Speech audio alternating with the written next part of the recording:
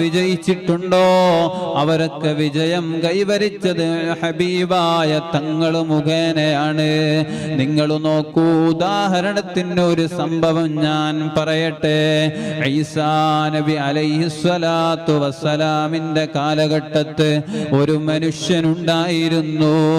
200 കൊല്ലം ജീവിച്ച മനുഷ്യൻ. ആ മനുഷ്യനങ്ങ് മരണപ്പെടുന്നു. മരണപ്പെട്ടപ്പോൾ ഈസാ നബിയോട് പറഞ്ഞു, അവിടുത്തെ ജനങ്ങൾ, അവിടുത്തെ സമുദായം പറഞ്ഞു, യാ ഈസാ, ഓ ഈസാ നബിയേ, ഇങ്ങനെ ഒരു മനുഷ്യൻ നമ്മുടെ നാട്ടിൽ മരണപ്പെട്ടു പോയിട്ടുണ്ട്. അവരുടെ ജനാസ സന്ദർശിക്കാൻ പോവല്ലേ ഈസാ നബിയേ?